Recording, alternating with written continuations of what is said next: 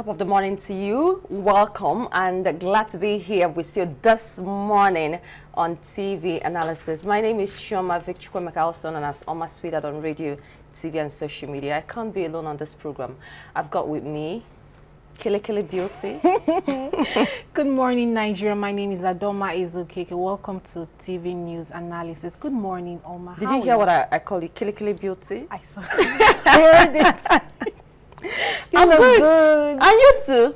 You know, I told you. Okay, let me not say I want to exchange something. Please, can you just carry this? Let me carry that. Are you serious? What did you do to it?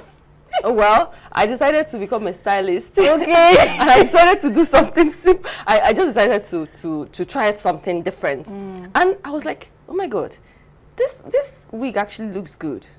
I added whatever you did oil to sheen. it. Whatever you did to it, continue with it, right? Don't stop. It looks good like Thank you. How was your week? Today is Tuesday. How was your weekend? What happened? Anything significant? Nothing really. Nothing really. But it rained. It was unusually hot. I'm telling you. And my goodness, there hasn't been light. And let me rant, Adoma. Let me rant. We've not had light for like 3 days. They unfortunately restored the light, and our own line had issue. Imagine. That is actually the devil's handwork. Other people have light. You don't. Imagine your surroundings. They have light. You are the only person that doesn't have light. You know what it feels like? You know, whenever I'm complaining to people that GRA we used to have, like, you know, when I used to tell you that and you keep telling me, I don't know where you're seeing this, your light. So yesterday I was complaining to my sister that stays at Transin Kisi. She was like, what do you mean that you people don't used to have lights? At them they used to have lights 247. Like, even when Transin Kisi, housing and GRA they're complaining, that's them. Is even if they take their lights, it just lasts for like, let's say 10 minutes. They will bring it back. I think they're on band A. They should be. If there's anything more than A, they should be, because she said they literally have lights every day. That in fact last week Monday they were having lights all through from Monday till Thursday. They didn't blink. So I'm just really angry. I'm really jealous of her.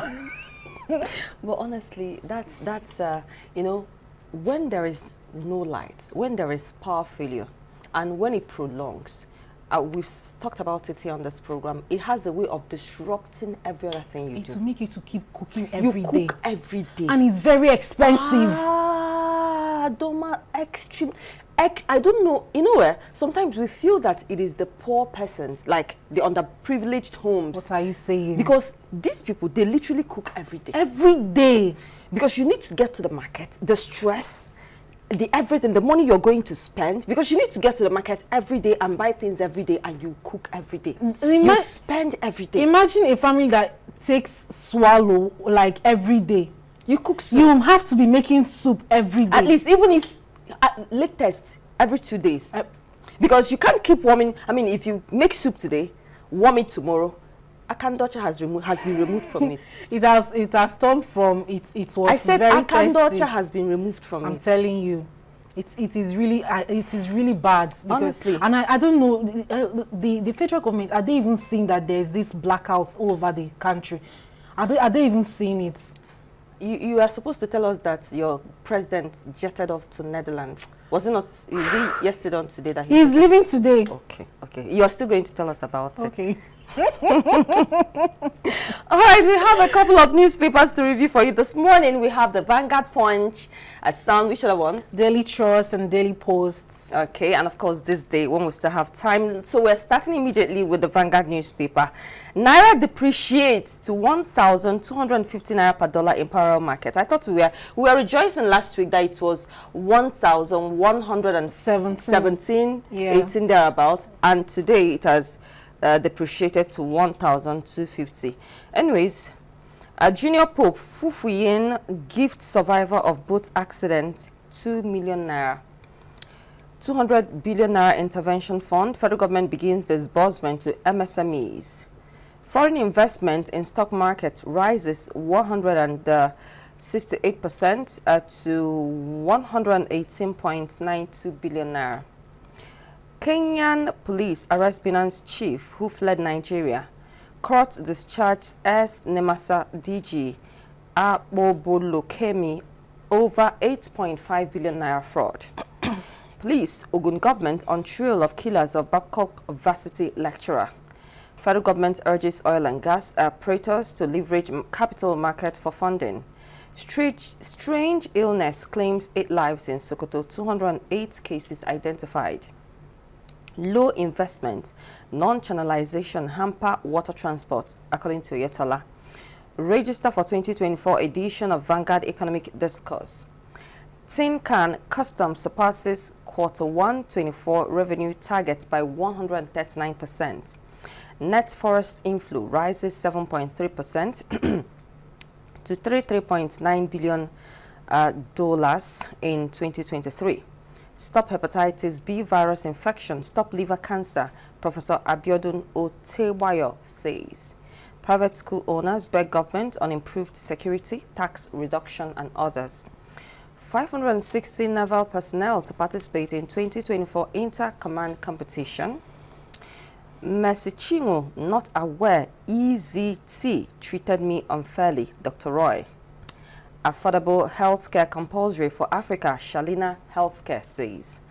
Comedian privileged son transforming lives through comedy.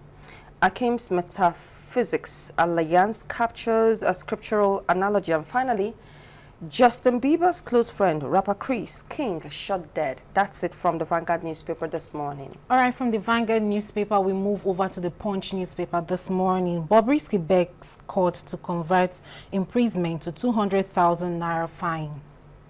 Edopo, INEC unveils 17 candidates, OK's campaign.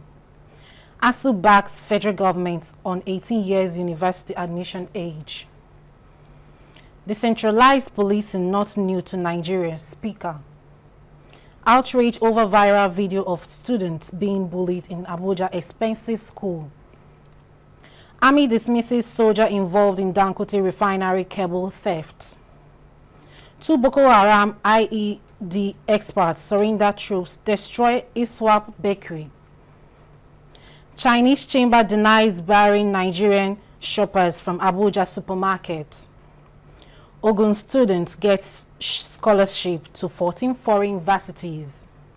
Uniben attack. LP candidates blame highly placed Edo government official. Pro-Wike lawmakers strip Fubara's power to appoint local government caretakers. Tinubu blames illegal mining for terrorism funding. Wimbees distributes foodstuffs to 500 Ogun women. Community decrees epileptic power supply. NOGIG 2024 NNPC shine in tennis volleyball. Aidetiwa aggrieved Ondo aspirants petition APC demand primary cancellation. Autumn films as earlier alleges state aircraft missing. Ohaneze rises committee to modernize Igbo apprenticeship system. And still moving on, we have federal government safe motherhood initiative targets 7 million women. And moving on, we have Delta bloodbath. Reps holds investigative hearing on Thursday. Lastly, we have Loma clears community drainage after Punch report. And that's it for the Punch newspaper this morning. All right, move straight ahead to the Guardian newspaper. Recapitalization, insurance. Banks compete for scarce funds under new NICOM. Federal government plans regulatory intervention as fiber repairs cost telcos 27 billion naira last year. Democracy at dead end, how preference for administrators stalls grassroots elections, development in Imo. Abakoba 6 ways to address governance, environmental justice. IGP counters Tinubu says Nigeria not mature, ready for state police. Still from the Guardian newspaper this morning, how to defeat terrorism in Africa by Tinubu. IGP shops for 100 billion naira police housing fund. World Earth Day group to save Africa $70 billion on pollution. Oboriwore laments bad state of Niger Delta as NDDC boss commits to region's development. Bayelsa Guba Tribunal reserves judgment in Silva's petition against Iri. Shiroro ambush go after killers, not communities, Huriwa tells military. Afenifere dissociate cell from Akintoye Iboho over calls to exit Nigeria. NAFDAC bust a fake cosmetics operation in Lagos. WHO partners Northeast government to improve mental health of vulnerable persons. That's it from Guardian newspaper this morning. Okay, we move over to the Sun newspaper this morning. We must look at state policing from multiple perspectives. Tinubu, it is not negotiable. Jonathan, federal government to review entry age into tertiary institutions. NEITI, Tinubu approves reconstitution of National Stakeholders Working Group.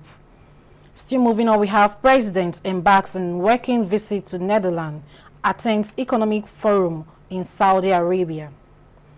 And still moving on, we have Bayelsa Guba, Tribunal reserves judgment in Silva's petition against Diri. Ganduje suspension, Kano High Court vacates restraining order sets April 30 for hearing. Edo Guba, INEC lifts ban on political campaigns, warns parties against malicious hate speeches. And then still moving on, we have Yahaya Bello, why EFCC should trade with caution, Fanwo Kogi Information Commissioner. Samuel Othom, 63 years of uncommon leadership. Bayelsa Guba, and this is the last one. Bayelsa Guba Tribunal reserves judgment in Silva's petition against Diri, and that's it for the Sun newspaper this morning. All right, moving straight ahead to the Daily Post newspaper this morning. In Daily Post, drugs, a price hike, life expectancy reduction imminent in Nigeria, experts say. Darkness hit 3 states as vandals destroys TSN towers.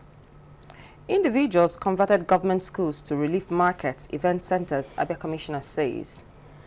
Terrorism-related deaths dropped from 2,600 to 200, AK-47 from 500,000 to 5 million, NSA Ribadu says.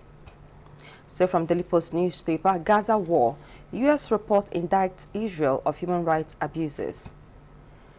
And toxic additives as cigarettes, EU threatens to ban TikTok. Wow. Individuals, okay, I think we've taken that.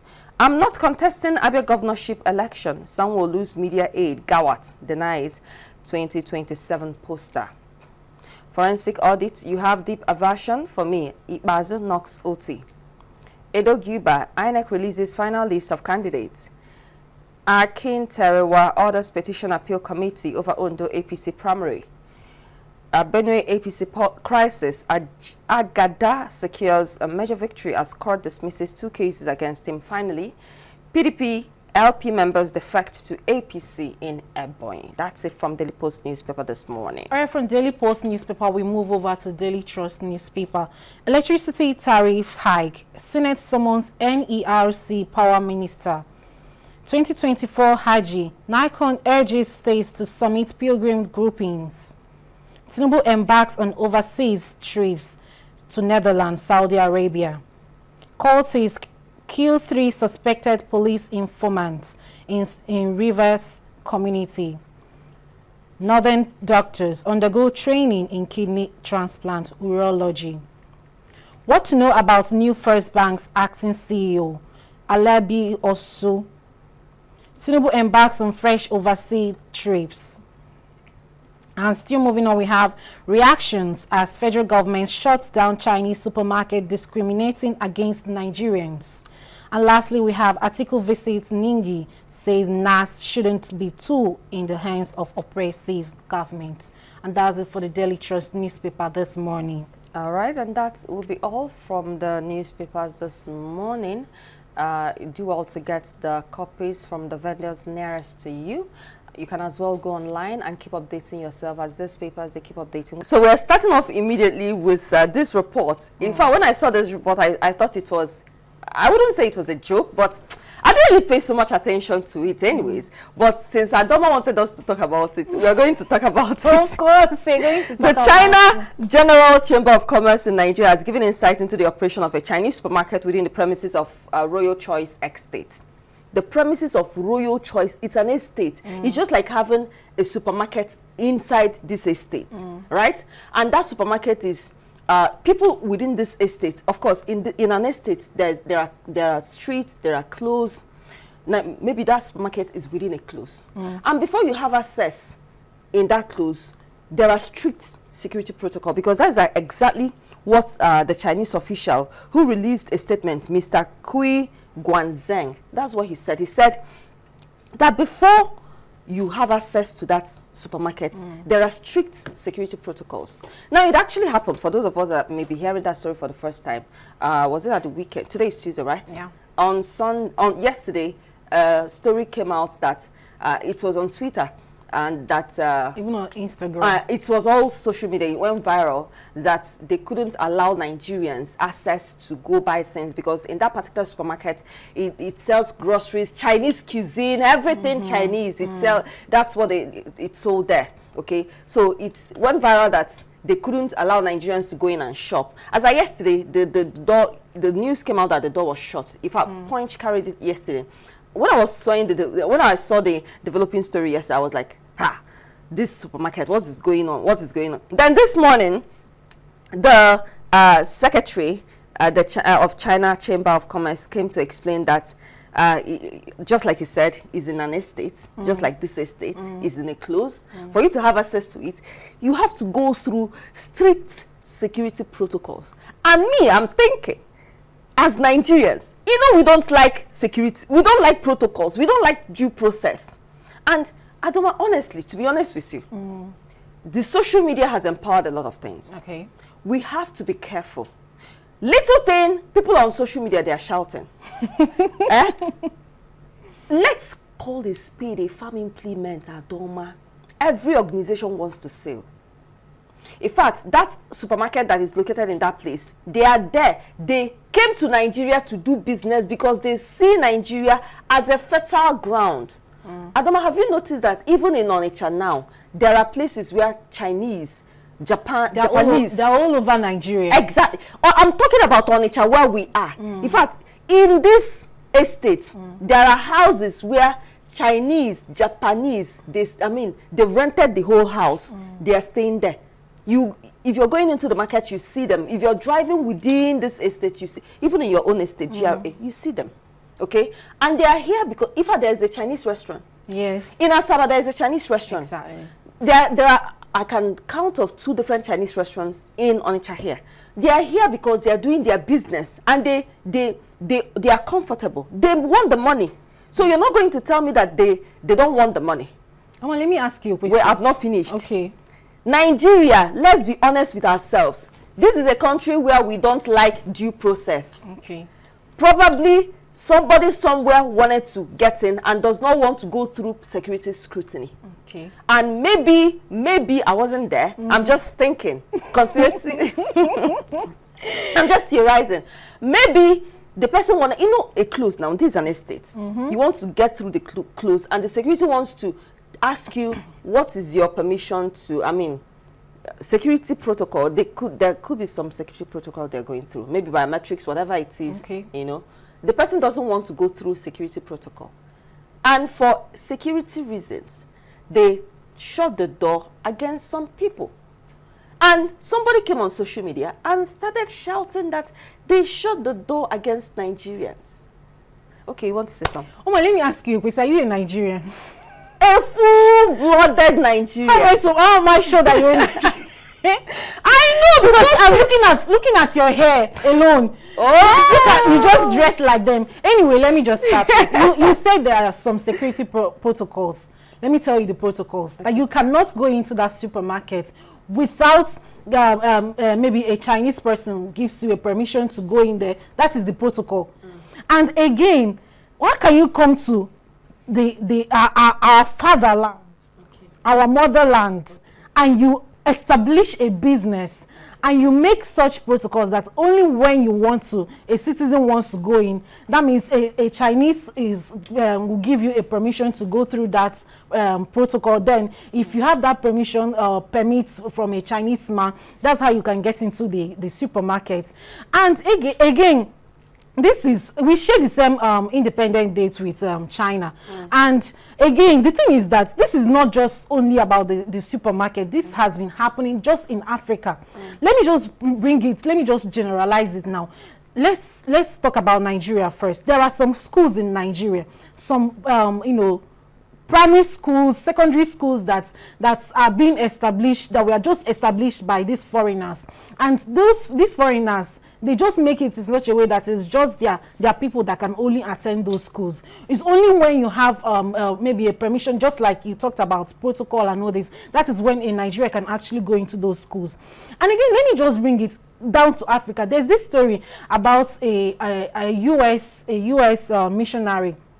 He went on a missionary trip to Liberia, and he has a wife that stays in US. His name is I'm trying to remember his name. His name is Richard Lucas. He went on this trip, and he has a girlfriend. The name of the girlfriend is Jessica Leon, and he got this girl pregnant. He got this girl pregnant, and because his wife is in US, he begged this girl to terminate this pregnancy, but the girl refused, and he got some pills and forced this girl to take this pill.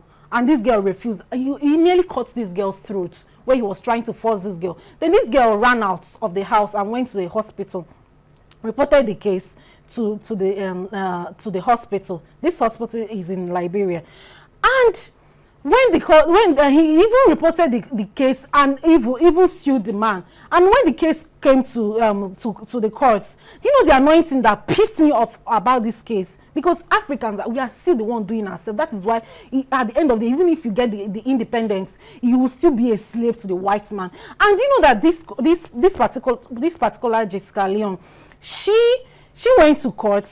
The person that judged the case, her case and the Richard Lucas case was Liberians. They were Liberians, and the judge was also a Liberian. And at the end of the day, who won the case? Richard Lucas won the case, and the person that lost the case was this girl. And do you know the funny thing is that why will you come to someone's country? You did something to a citizen, and this person reported, she has the evidences, and you still went ahead and she lost the case in her own land. This kind of thing cannot happen in America. And you'll be looking at me. Let me just bring it down to these supermarkets now. How can you come to somebody's country, you establish a business, and at the end of the business, you now tell me that me, the citizen of Nigeria, I have the right to walk into any other place apart from all these embassies, maybe foreign embassies or all those things. Hey, you know there are protocols for you to but this is a private business, and I'm very sure that the Chinese Chamber of Commerce. Yes, they don't even like. In China, they don't even know that this kind of thing. They don't even know that this kind of thing is that, because this is a private business. This is a private business. You cannot tell me that this kind of thing, if I go to China and I establish my business and I will give such protocols and I will tell that Chinese people they cannot work in, they should work in when a Nigerian person gives them permission. Let me tell you something. This kind of thing. Do you know the good news about this whole thing is that I heard on the news that that they've shut down this particular supermarket. Maybe for the meantime, I don't know. But the thing is that if they shut it down for them to to correct their wrongs, it is very good. But if they shut it down for and they insist on still behaving this, because this is somebody's, you cannot come into somebody's land and you give such rules and regulations. And yes, you talked about protocols, but yes, but why will you come and tell me that you come into it's just like coming into my house and maybe you did something and you're telling me that for me to participate in that thing, you're going to get someone from your office for me to get that permission inside my own compound. Where is it done? I'll walk you out of my compound. When did you? I am very much calm. I'm just angry because You look like a Chinese woman, and you are just supporting them with your full chest. Oma, why are you doing this? Oma, asking you again, are you a Nigerian? Answer me now. Answer me now. Calm down. Are you a Nigerian? Calm down. You know. Okay, I'm very much calm. There are basic rights. Okay. There are basic human rights, and one of them is the right to live, the right to migrate, the right to live in any country you want to live. It's a basic human right, especially when you are a regular migrant. That means when you have your papers in any country of the world, when you have the papers, when you have your visa, you can as well set up businesses. You have rights because you have the papers to coexist with the original owners of the paper, or original owners of the land, okay? That one aside. The same way a Chinese will come to Nigeria and set up a business is the same way a Nigerian will go to China and set up a business. Now imagine a situation, you know, what is good for the geese is good for the gander, right? Imagine a situation, let's switch it up.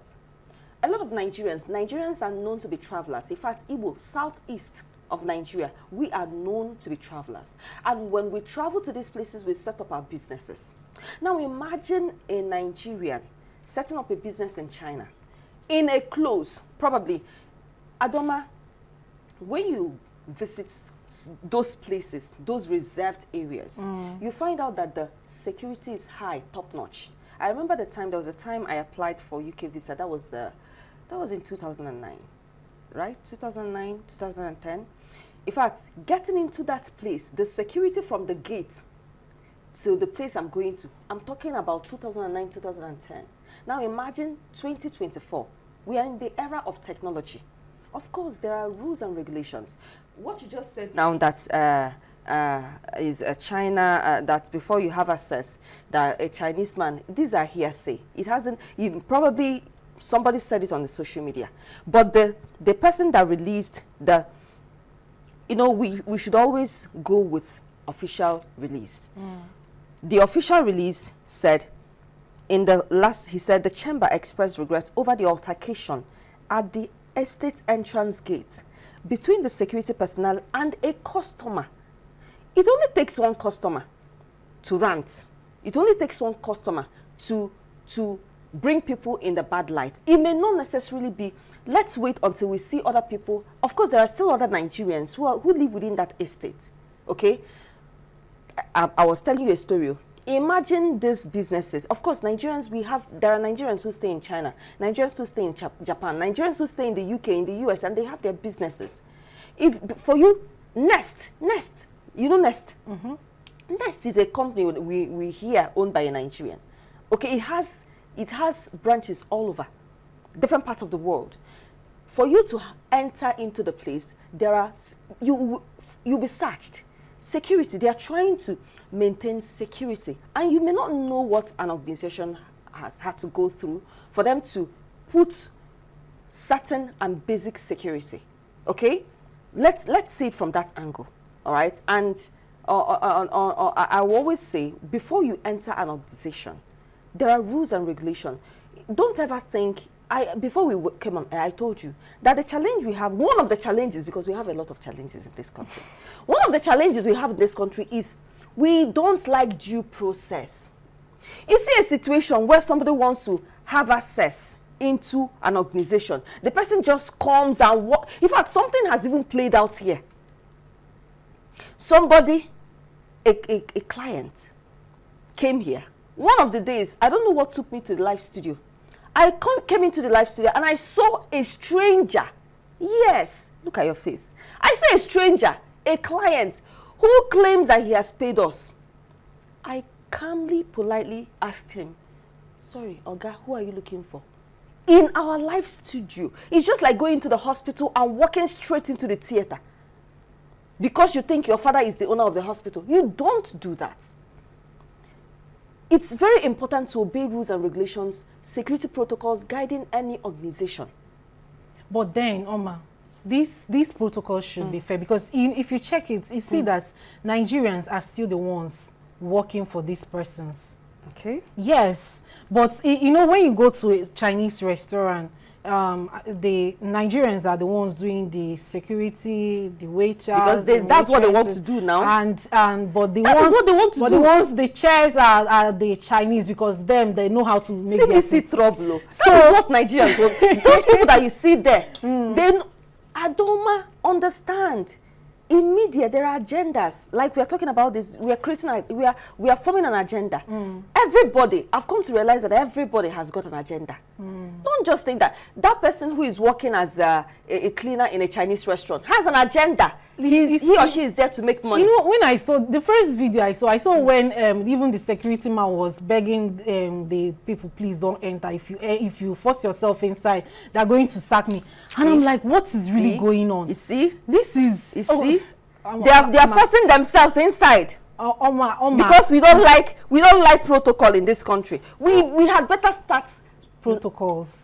Due process. Adoma, let us learn to follow the process. The challenge, part of the not one challenge, part of the challenge we are having in this nation is that we don't like processes. You see a situation, you're on the road, you're with your car, wait, let me come. Okay. You're with your car, you're driving, somebody drives, somebody overtakes you, boom, without horning. You're driving jejely. Somebody overtakes you from the left, from the right. You're wondering what is going on. Are these people high on something? No process. What happens if you're just coming from the back? You see a situation on a four-corner junction. Nobody wants to wait for each other. The people are, before you know it, traffic everywhere. No process. There is a place stipulated for where it rained this morning, right? We've come into the rainy season. Before you know it, everything, check all the drainages around you. See how blocked all of them are. Before you know it, it will start raining. And once it rains, you know what happens once it rains. Traffic everywhere will be blocked. Nobody wants to follow due process. But then, Oma, Africans, we like I don't know how to put it. In fact, I mean, like when I was talking, I was like, I'm really excited. They've shut it down, maybe for the main time. Not for the main time. That's someone's business. I know it's someone's business, but then, you know, when you go to, when I watch videos of this, maybe all these statues of people that during the slave trade, you see, like there's one I was watching one time ago. I was watching how they were trying to explain how the slave trade was being done. That you see some persons on chains, and the man was not asking, why is this one not on chain? That there is one man that doesn't have chains on his hand. And I said that because it's your brother that will sell you, because this man is the one that sold his brothers to all those white people. So that is what I'm trying to say. In Africans, we should actually learn to protect ourselves, just like the case of the murder case, attempted murder case I told you about, the U.S. missionary. Anyway, let me just leave it like that, because I've actually concluded that Oma is not a Nigerian. No problem, it's okay. Because this is why she dressed like this. This is just the reason why she's having their hair on their... No problem, but we should try to follow due process. Okay. Very important. Very important. The challenge we have, just like the education sector, okay? JAMB is ongoing. JAMB started on 19th. Today is 23rd. JAMB will be on till 29th. Okay. The Minister of Education, Professor Tahir Maman, he visited some of the centers, okay? As of yesterday, it was released on the news that, okay, first of all, he said that the federal government is going to consider placing a benchmark that if you're 18 years, if you're not 18 years, you're not going to write JAMB. According to him, that when underage kids, he called them underage kids, get into the university, they constitute nuisance, which is the truth, and I agree with him in all entirety. Now, a situation where somebody is 15 years is writing JAMB. 16 years, where are you rushing that child to? Adoma, we have a group of ladies. We go to secondary schools on outreach. Okay, we visited a lot of secondary schools, mission schools, private schools, public schools here in Onitsha. There was a particular mission school that we visited. Now, this young girl, Adoma, you need to see how small this girl was. she wants something. This girl is exceptionally intelligent and brilliant. She wants something. So when we were about to give her a gift, I looked at her. She's so pinchomic, like pincho. You know, so I was like, which class are you in? I wanted us to give her a book meant for junior class. She told me that she's in SS2, Adoma, 14 years, SS2. You know, excuse me. Okay. I was thinking that she's in JS3. I asked her, I said, SS2? She said, yes. I was taken aback. 14 years, SS2. When did she get into the secondary school? It means that if she's in SS2, that means she probably got into the secondary school maybe at 9 years. And when we finished, I called her out specifically because she's too small. I told her, please, when you get home, tell your parents that Auntie Oma said that when you're done with secondary school, they should at least leave you in the house for 1 year. That you need to acquire a skill. You need to learn something before you get into the university. She said yes. That her father already had such plans that she's going to work with her father for 1 year before she now gets into the university. I said, that's good. That's beautiful.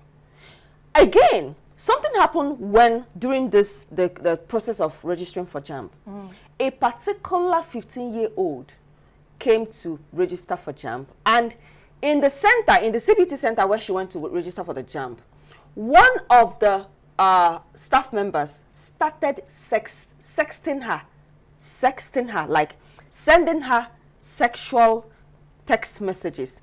Now, this young man, did not know that she wasn't the owner of the phone. It was her mom that owns the phone. So the mom was receiving the text message. Obviously, the mom reported. And thankfully so, JAMB took action immediately, arrested the young man and arraigned him in court because that was that was a cyber crime. I mean, you cannot take somebody's phone. He actually got the phone number from the registration, from what she filled, and started sexting her. You know, now the challenge was that JAMB called the mother. This happened this year. JAMB called the mother so that they would settle out of court. But the mother went ahead and sued JAMB for billions of naira. Now, JAMB got angry and came out and said that your daughter is not even supposed to register for JAMB in the first place.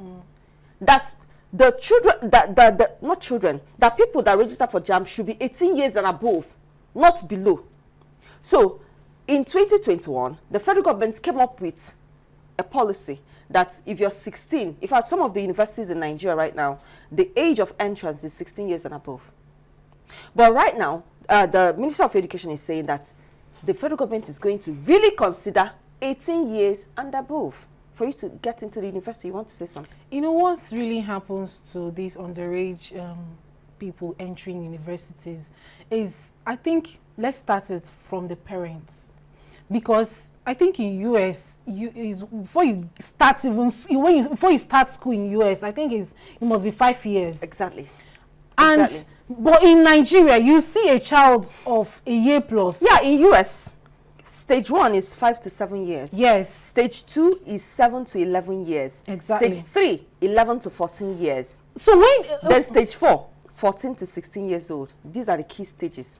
So imagine a child that starts school. Maybe she starts school from, let's say, kindergarten. A baby that is just barely 9 months, and you just, because of your work, the kind of work you do, you just put her in kindergarten, and the teachers are taking care of her. From there, she just grows to pre-nursery. From there, someone that is just still in months, she's not even up to a year, she's still in months, and you put her in such school, in such class. From there, she will be going to pre-nursery, nursery school, primary. That is when you see this kind of ages entering universities. Because I know of a parent that started all their kids, they started school from 8 months. Yes, because of the kind of work the parents, both of them, the other one is a lawyer, the other one is a banker.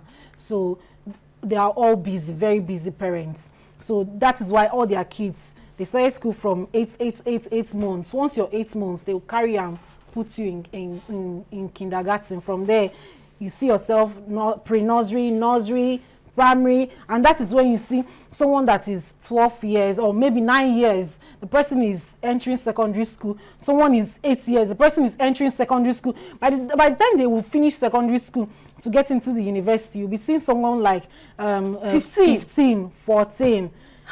You'll be asking yourself, how did you do it? How did you do it? They will not tell you when they started school that. They say when they were still in months. Apart from this one that you explained, right? There are parents that specifically they jump their children. Exactly. Like I will just tell you, I used to have these classmates when I was in primary school. She jumped to write common entrance from primary 4.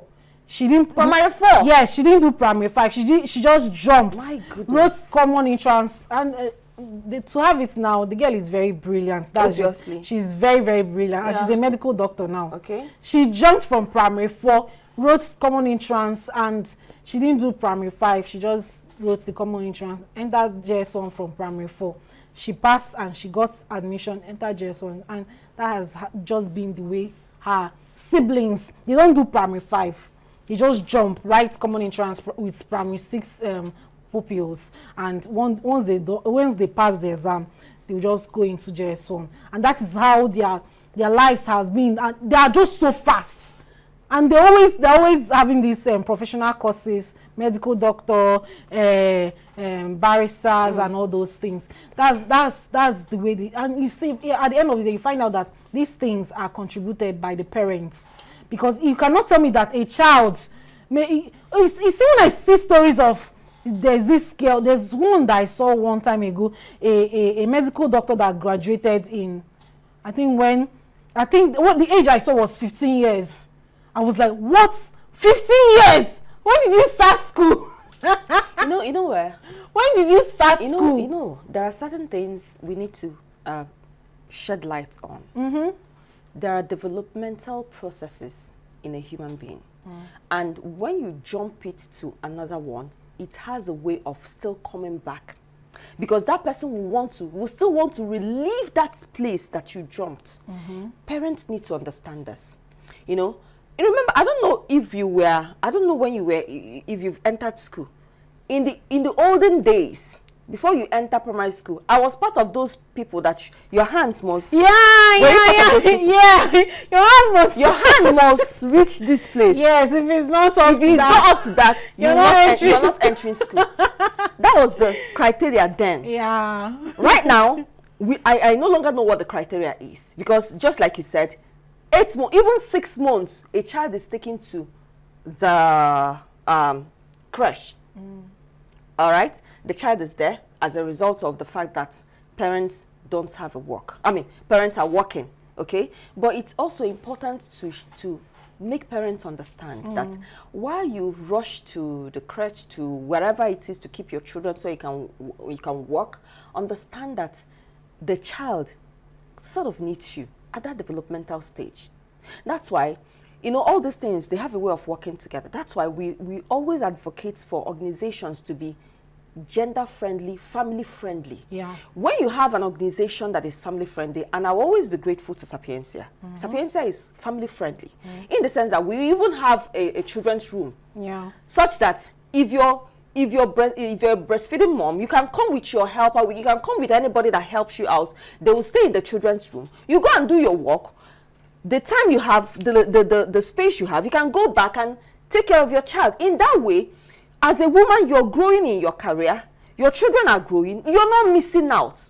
A lot of things, some organizations should understand. You know, there are organizations that they don't allow a woman to come to work with her kids.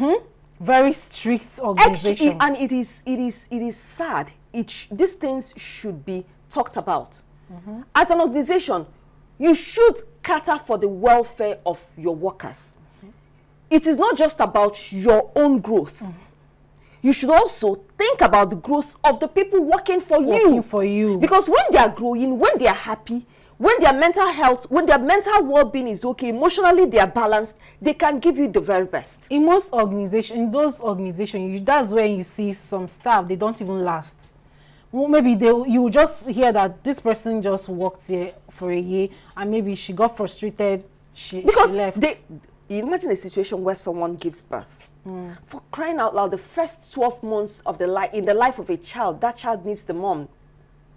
So you should as well make it easier for that mother who works in your organization to still grow in her career and still take care of her kids. Exactly. Very important. Very, very because important. if these things are put in place in organizations, it will be easier. We will not have cases of 6 months, 7 months, 8 months taking their, a child that is not yet working. You won't even know when your child start working. You're not even there to monitor some of these developmental stages in a child. And now the child is jumping. When the child is supposed to be in primary 5, the child will not do primary 5, will not do primary 6, because there are certain things. In fact, there's an educationist that I spoke with. He told me that his child, the children are very intelligent, but he told me that his children will go through primary 5. In fact, the daughter is going through primary 6 now. He said there are certain things she will still learn, that he needs her to learn those things before she gets into the secondary school. And you know, sometimes some of them they don't even have this instead of putting them into this crèche or kindergarten, whatever, they leave them with maybe the helps, or maybe if you have a younger sister, you can leave it. Like I know of a family, this person, the child started calling the younger sister's name Uche. The mom's name is Ogo. He started calling the sister Uche. And Uche, there's a way, you know how babies talk. And the mom got very angry because, why are you angry? Uche is always with the baby. And he feels like Uche is the mom. You know, Adoma, not only that, you just raised a very important issue right now. Leaving the children with house helps, with nannies. Sometimes when people get horrible house helps, horrible nannies, these children end up being abused. Which is it is easier for that organization where you are. You find out that's why some women, when in their early stages of giving birth, they don't want to work for anybody. They rather become business women. They have their own shop so that they can go to the shop wherever it is they want to go to at any time with their babies. So organizations should really think about this whole thing. Banks, all the organizations, exactly, especially banks. Banks, you should make your organization family friendly, because you don't understand why the mental health, the emotional well-being of your staff member is being threatened. It's because they are at work, they are thinking about their children, they are thinking about this, they are thinking about that. But when you make your organization child friendly, they can as well come with their babies. You know, a lot of organizations are having crèche. Yeah. I just talked about Sapienza International Media Center. We have one. So even when you give birth as a mom, you can as well come with your child, and that's kudos to Sapienza, you know. Okay, Omar, do you know that we are totally out? Yes, we are totally out of time. I know. I've been seeing him. He's been waving his hands. Wrapping it up this morning, you know, for me, I just think the education minister actually made a salient point. 18 years. If you're not up to 18, please don't go and write jam. Wait until you're 18. Exactly. Okay. An organization, please make your organization family friendly, child friendly, so that your staff members can grow. Exactly. Very important. As they are growing your organization, their lives are growing and they will serve you. They will work for you. You will grow too. Win-win situation. Exactly. And that is when you see someone staying long in an organization. Easy. My name is Choma Vic Chukwemeka, also known as Oma Sweetheart on radio, TV, and social media. Adoma is okay. Thanks for watching. Bye-bye.